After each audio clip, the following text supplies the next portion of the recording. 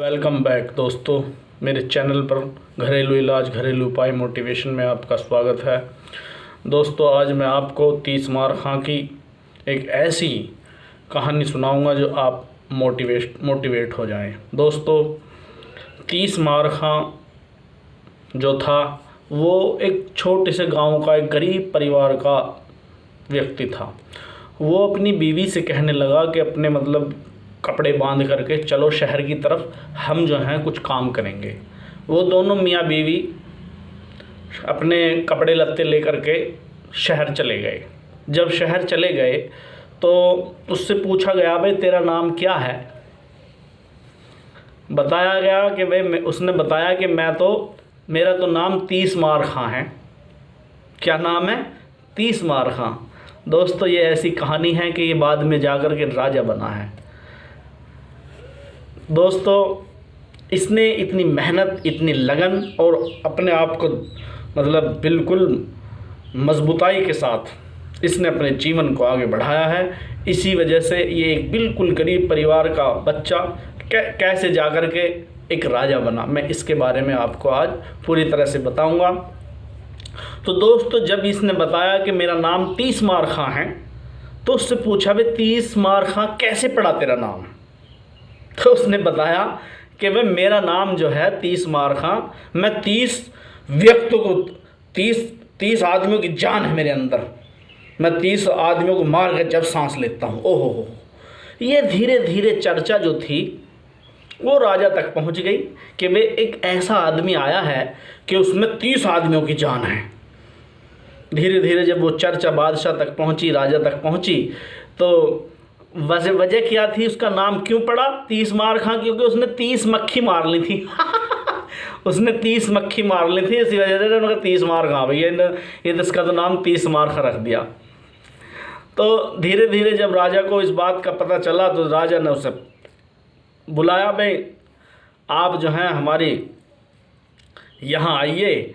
और जो है शहर में उस वक्त जो था एक हाथी उतरा हुआ था, खूनी हाथी। वो जिसको देखता था वो खा जाता था, मार देता था। तो जब राजा ने सोचा भाई 30 आदमियों का काम एक ही आदमी करेगा, तो उसे बुला लिया गया। जब उसे बुलाया गया, उससे बताया गया कि भाई हमारे शहर में जो है एक खूनी हाथी उतरा हुआ है। जब वो खूनी हाथी उतरा है तो तुम उसको देखो, उससे इस शहर की जान बचाओ। अब जो है बस इस बात को सुनते ही 30 मार खां जो है एकदम गुस्से में लाल हो जाता है। हैं? अच्छा, तो 30 मार खां से पूछता है, राजा क्या हुआ? अजी मुझे बस गुस्सा आ गया है कि बस मैं कैसे उसे पकड़ूं और कैसे उसे ख़त्म कर दूं। अब राजा जो है बहुत खुश हुआ, भाई ये बड़ी अच्छी बात है। अब जो है जब घर आता है अपनी बीवी से कहता है कि जल्दी बांध ले अपना बिस्तर बोरिया और निकल ले यहाँ से। क्यों? खूनी हाथी उतर गया, राजा ने मेरी ड्यूटी लगा दी तुम्हारे, मैं कैसे मारूं उसे? दोस्तों, बड़ा परेशान, कैसे करूं, क्या करूं, कहाँ जाऊं? अब जो है धीरे धीरे वो जो है रात के अंधेरे में जो है अपना सब बिस्तर बोरिया जो है उठा करके दोनों मियाँ बीवी चल देते हैं उससे बचने के लिए। अब तकदीर क्या खुल खिलाती है ये देखिए आप। तो दोस्तों, देखते रहिए मेरा चैनल घरेलू इलाज घरेलू उपाय और मोटिवेशन के लिए। मैं ऐसी ही कहानियाँ आपको बताऊंगा और ऐसी ही कहानियों से आपका दिल बहलाऊंगा और मोटिवेट करूंगा कि आप जो हैं आगे किस तरह से बढ़ सकते हैं। दोस्तों, जब जो है वो धीरे धीरे चुप्पे वो जो है अंधेरे का फ़ायदा उठा करके निकल रहे थे शहर से, सामने से हाथी आ गया। जब हाथी आ गया तो अब जो है 30 मार खां की सिट्टी पिट्टी गुल। अब क्या करें? अब क्या करें? अब जो है वो दोनों मियाँ बीवी उससे बचने के लिए एक पेड़ पर चढ़ जाते हैं। पेड़ पर चढ़ते रहे, वो नीचे के डाले तोड़ता रहा, वो ऊपर को चढ़ते रहे, वो नीचे के अपनी सूंड से डाले तोड़ता रहा, वो ऊपर को चढ़ते रहे। अब जो है वो अंसारी था, ये जो 30 मार खां था ये झुलाया था, अंसारी था। इसने जो वो जो ऐसे पुटक पुटक जो करते हैं जिससे ये दरी वगैरह बुनते हैं, तो वो दोनों तरफ से उसकी नुकीली होती है वो चीज़ें, वो जो खुटक पुटक होती है वो इस तरह से जो जाती है वो दोनों तरफ से नुकीली होती है, जिसमें वो मतलब वो भरते हैं उसे। तो वो उसके पास थी, उसने जो थी जैसे उसने ऊपर वो सूंड करा ऐसा, तो उसने उसके सूंड में बढ़ा दी। अब जो है जब वो बढ़ गई तो ये सूंड से बड़ा सूंड, अगर जो इसके क्या नाम हाथी के सूंड में चैंटी भी काट ले तब भी ये बीमार हो जाता है, तो सूंड से बड़ा कमज़ोर है ये। अब जो है ये नीचे जाकर लेट गया, ऐसे सांस आना बंद हो गया, गले में आकर अटक गई वो। अब जो है कुछ देर बाद वो हाथी मर गया, हाथी जो है वो मर गया। अब जो है दोस्तों सारी रात उस पर बेचारे बैठे रह गई, तो नीचे है बैठा है, हमें ज़रूर खा कर छोड़ देगा, हमें जान ही नहीं देने का, अब तो मर ही जाएंगे। खैर अब जो है जब उसकी हरकत कुछ नहीं देखी उसने, मतलब देख रहा था, अब उसे धीरे धीरे नीचे उतर के उसने पैर से देखा उसे कि इसे हिलाया पैर से, तो जब पैर से हिलाया तो वो जो था वो नहीं उठा। अब उसने धीरे धीरे देखा कि ये तो मर गया।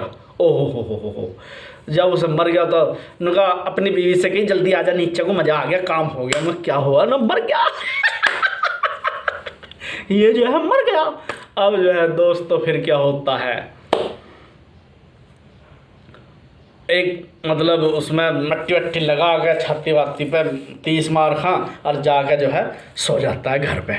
जब घर पे सो जाता है उसके कान और पूंछ काट के अपने पास ले आया कि ये मैंने नहीं मारा कभी कोई और, क्योंकि उस पर इनाम था कि अगर जो इस हाथी को कोई मारेगा तो उसे 1 लाख रुपए, मंदा ज़माना था, 1 लाख बहुत होते थे, तो 1 लाख रुपए उसे आदमी को दिए जाएंगे। अब जो है जो लैटरिंग करने वाले आए उन्होंने कहा जी मैंने मारा, किसी ने कहा मैंने मारा। अब जो है ये ऐसी मतलब चर्चा चलती रही। अब जो है राजा साहब के जो हैं मतलब नौकर उसे 30 मार खा को उसके घर से बुलाने जाते हैं। जब पहली बार बुलाने उन्होंने हटो, सारी रात तो मैं हाथी से लड़ा हूँ, अब मुझे परेशान करो, चलो सो रहे हैं 30 मार खां। ओहो हो 30 मार खां भी सो रहे हैं दोस्तों फिर क्या होता है दोस्तों, फिर जो है कई बार के बुलाने में वो 30 मार खा जाते हैं।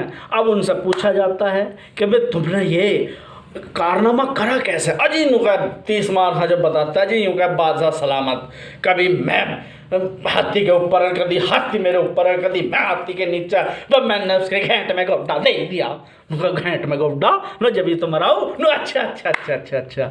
तो इस वजह से वो अब जो है उसे सेना का सिपह सालार यानी कि सेनापति बनाया जाता है। भाई ये तो बहुत, देखो उसकी किस्मत और उसकी क्या, ये मैं आपको मोटिवेट करना चाहता हूँ कि किस्मत का भी भरोसा रखना चाहिए आदमी को दोस्तों। फिर जो है वो एक सेनापति बन गया। अब जो है कुछ दिन बाद शहर में जो है एक खूनी शेर उतर आता है। अब जिसको भी शेर जिस देखता है शेर उसकी फाड़ कर 4 टुकड़े कर देता है। बड़ा परेशान, बड़ा गदर उतारे फिरता था दोस्तों। अब जो है फिर राजा साहब को उस बात की चिंता हुई, वह इसे कैसे मारा जाए, कैसे करा जाए, क्या करा जाए। अब जो है दोस्तों वो फिर उसे 30 मार खां को बुला कर लाते हैं कि भाई 30 मार खां ऐसा आपका जो वो तुमने उस हाथी भी मारा था, अब शेर उतर आए खूनी, जिसको देखता है उसे मार देता है वो। अब जो है गुस्सा आ जाता है